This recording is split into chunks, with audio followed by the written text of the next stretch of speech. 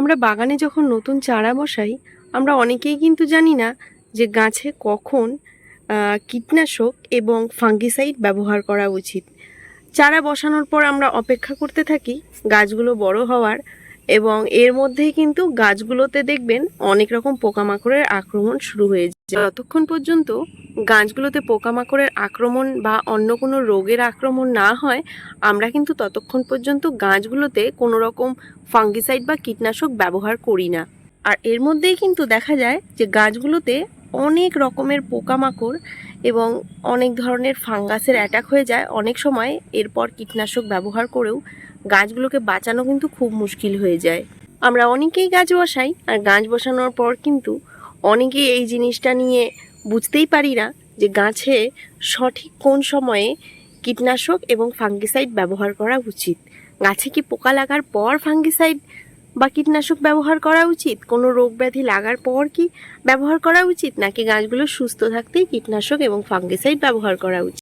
নমস্কার বন্ধুরা, আমি অন্বেষা। আমার চ্যানেল বেবি মম ব্লগে আপনাদের সকলকে জানাচ্ছি স্বাগত। চ্যানেলে নতুন হলে অবশ্যই চ্যানেলটিকে সাবস্ক্রাইব করে রাখবেন এবং পাশে থাকা বেল বাটনটিকে প্রেস করে রাখবেন, যাতে আমার ভিডিওর নোটিফিকেশন সবার আগে আপনার ফোনে পৌঁছয়। মূলত আমরা যখন নতুন কোনো গাছ বা চারা বসাই, প্রথম অবস্থায় গাছগুলো কিন্তু একদম সুস্থ এবং সতেজই থাকে। প্রথম দিকে দেখবেন গাছগুলোতে কোনো রকম পোকামাকড়ের আক্রমণ কিন্তু হয় না। গাছগুলো যখন সুস্থ সবল সতেজ হয়ে একদম সবুজ পাতা ছেড়ে গাছগুলো লকলকিয়ে বাড়তে থাকে, সেই মুহূর্তেই কিন্তু আমাদের উচিত কীটনাশক প্রয়োগ করা। তখনও কোনো রকম পোকামাকড় হয়তো আক্রমণ করেনি, কিন্তু গাছগুলো যখন সবুজ দেখাবে, সতেজ দেখাবে, তখনই আপনাদের বুঝতে হবে এখনই কিন্তু গাছগুলোতে পোকামাকড়ের আক্রমণটা অতিরিক্ত হবে, কারণ সবুজ পাতাতেই কিন্তু পোকার আক্রমণটা অত্যাধিক হয়ে থাকে। বেশিরভাগ ক্ষেত্রেই গাছে পোকামাকড়ের আক্রমণ হওয়া পর্যন্ত কিন্তু কোনো রকমের কীটনাশক ব্যবহার করি না।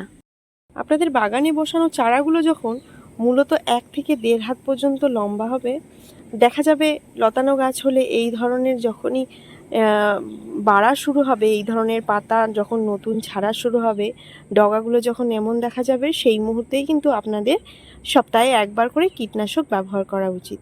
ছোট চারা অবস্থা থেকেই কিন্তু আপনারা কীটনাশক ব্যবহার করতে পারেন। এতে গাছে ভবিষ্যতে কোনো রকম রোগ পোকামাকড়ের আক্রমণ সহজে হবে। যে কোনো ধরনের পোকামাকড় তাড়ানোর জন্য আপনারা কিন্তু নিম তেলটা গাছে অবশ্যই ব্যবহার করতে পারেন। নিম তেল কিন্তু সমস্ত ধরনের পোকামাকড় দূর করতে সাহায্য করে।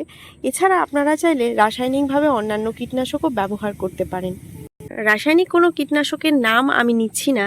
আপনাদের ঘরে যে ধরনের কীটনাশক আছে, বা আপনাদের কাছে যদি কোনো কীটনাশক না থেকে থাকে, তাহলে বাজার থেকে আপনারা ভালো কোয়ালিটির কীটনাশক পারচেস করে সেই কীটনাশকটা অবশ্যই সপ্তাহে 1 দিন, গাছে পোকা লাগুক আর না লাগুক, সপ্তাহে 1 দিন আপনারা সেই কীটনাশকটা অবশ্যই ব্যবহার করুন। ফুল গাছগুলোতে তো আপনারা সবসময়ই যে কোনো ধরনের কীটনাশক ব্যবহার করতে পারেন, কিন্তু সবজি বা ফল গাছের ক্ষেত্রে আপনাদের একটু লক্ষ্য রাখতে হবে, কারণ যেহেতু সবজি আর ফলগুলো আমরা খাই, সেই জন্য কিন্তু যখন তখন কীটনাশক ব্যবহার করা যাবে না। যেমন ধরুন, আমি এই গাছটা দেখাচ্ছি, গাছটা ভর্তি লঙ্কা আছে, এই মুহূর্তে কিন্তু লঙ্কাগুলো তুলে আমরা খাচ্ছি। এমন সময়ে কোনো শাক বা সবজি বা ফল গাছে কিন্তু কোনো ধরনের রাসায়নিক কীটনাশক ব্যবহার করা যাবে না। ফুল গাছে বা ফল গাছে যখন এরকম ফুল আসা শুরু হয়ে যাবে, ফল গাছেও যখন ফুল আসবে বা সবজি গাছেও যখন ফুল আসবে, সেই মুহূর্তে কিন্তু আপনারা কীটনাশক ব্যবহার করবেন না, কারণ এই যে কীট পতঙ্গরাই কিন্তু এই ফুলগুলোকে ফলে পরিণত হতে সাহায্য করে। তো এই সময় যদি আপনারা কীটনাশক ব্যবহার করেন, তাহলে কিন্তু পরাগ মিলন ঘটবে না এবং ফুলগুলো থেকে কিন্তু ফল তৈরি হবে না। এখন বলছি ফাঙ্গিসাইডের কথা। ফাঙ্গাসের জন্য আপনারা অনেক ধরনের ফাঙ্গিসাইড ব্যবহার করতে পারেন। ঘরোয়া ফাঙ্গিসাইডও ব্যবহার করতে পারেন। বর্ষাকালে কিন্তু গাছে ফাঙ্গাসের অ্যাটাকটা একটু বেশিই হয়ে থাকে। আর ফাঙ্গাসের অ্যাটাক হয়েছে এটা বুঝবেন আপনারা কি করে? দেখবেন গাছের গোড়া পচে যাওয়া, এটাও এক ধরনের ফাঙ্গাসের অ্যাটাক। আমি ডিটেলসে বলছি না, খুব সাধারণভাবে বলছি। গাছে এমন হলুদ ছিটে ছিটে দাগ আসা, গাছের পাতা পচে যাওয়া, পাতা শুকিয়ে যাওয়া, গাছের পাতা হলুদ হয়ে যাওয়া, ফুল ঝরে যাওয়া, ফল ঝরে যাওয়া, অসময়ে অনেক রোগ ফাঙ্গাসের অ্যাটাকে হয়ে থাকে। আর এই জন্য আপনাদের অবশ্যই সপ্তাহে 1 দিন করে গাছে ফাঙ্গিসাইড ব্যবহার করতে হয়। বর্ষার সময় যেহেতু রোদটা কম লাগে, প্লাস গাছের গোড়ার মাটিটা অতিরিক্ত বৃষ্টির জন্য ভেজা থাকে, আর সব সময় মাটি ভেজা থাকার কারণে কিন্তু এই ফাঙ্গাসের অ্যাটাকটা গাছের গোড়ায় অতিরিক্ত হয়ে থাকে। এই জন্য বর্ষার সময় অবশ্যই আপনারা গাছে ফাঙ্গিসাইড ব্যবহার করবেন। ফাঙ্গিসাইডের জন্যে আপনারা ঘরোয়া ফাঙ্গিসাইড যেমন হলুদ, আর এর আগেও আমি দেখিয়েছিলাম ঘরোয়া ফাঙ্গিসাইডের মধ্যে খাবার সোডা, এগুলো আপনারা ব্যবহার করতে পারেন, কিন্তু এগুলো ততটা এফেক্টিভ হয় না যতটা বাজার থেকে কেনা রাসায়নিক ফাঙ্গিসাইড এফেক্টিভ হয়। তো সেই জন্য আপনারা বাজার থেকে কেনা ভালো কোনো ব্র্যান্ডের ভালো কোয়ালিটির ফাঙ্গিসাইড সপ্তাহে একদিন করে সমস্ত গাছে ব্যবহার করুন।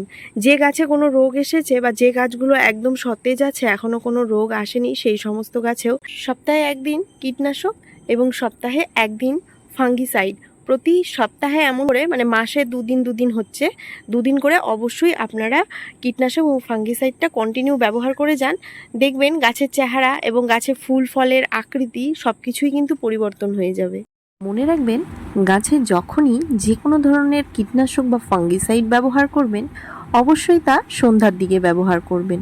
রোদ থাকা অবস্থায় কোনো ধরনের কীটনাশক বা ফাঙ্গিসাইড ব্যবহার করা যাবে না। আর সঠিক পরিমাপে জল দিয়ে গুলে তা স্প্রেয়ার পার্সে গাছে ব্যবহার করতে হবে। গাছগুলো সুস্থ থাকতে থাকতেই যদি আমরা এই ধরনের ট্রিটমেন্টগুলো শুরু করে দিই, তাহলে কিন্তু গাছগুলোতে পরবর্তীতে কোনো সমস্যা আর তৈরিই হয় না। আর একবার যখন পোকামাকড় বা কোনো রোগের সৃষ্টি হয়ে যায়, তারপর কিন্তু অনেক রকম ওষুধ দিয়েও গাছগুলোকে সুস্থ করা খুব কঠিন হয়ে দাঁড়ায়। এই দেখুন বেগুন গাছটা, এটা আমি প্রথম দিকে কোনো রকম কীটনাশক ব্যবহার করিনি, আর পরবর্তীতে গাছটা কেটে দিয়েছিলাম আমি পোকার আক্রমণের জন্য, আবার নতুন হয়েছে, কিন্তু এরপরেও এই গাছটাকে সুস্থ করা কিন্তু আমার পক্ষে অনেক কঠিন হয়ে যাচ্ছে। গাছটা অনেকটাই লড়াই করছে বাঁচার জন্যে। তো দেখা যাক, যদি সুস্থ না হয় তাহলে কিন্তু এই গাছটাকে তুলে ফেলা ছাড়া আমার কাছে আর কোনো উপায় থাকবে না। এই জন্যে আপনারা অবশ্যই যখনই ছোট্ট কোনো চারা বসাবেন, সেই মুহূর্ত থেকে কিন্তু গাছে একদিন কীটনাশক এবং একদিন ফাঙ্গিসাইড ইউজ করা শুরু করুন। এই ছিল আমার আজকের ভিডিওটি কেমন লাগলো তা কমেন্ট করে জানাতে ভুলবেন না। যদি ভালো লেগে থাকে তাহলে অবশ্যই একটি লাইক এবং প্রচুর পরিমাণে শেয়ার করে দেবেন, এবং চ্যানেলে নতুন হলে অবশ্যই চ্যানেলটিকে সাবস্ক্রাইব করে যাবেন এবং পাশে থাকা বেল বাটনটিকে প্রেস করে রাখবেন, যাতে আমার ভিডিও নোটিফিকেশন সবার আগে আপনার ফোনে পৌঁছয়। তো আপনাদের সঙ্গে আবারও দেখা হচ্ছে আরও একটি নতুন ভিডিও নিয়ে। ততক্ষণের জন্য ভালো থাকবেন, সুস্থ থাকবেন।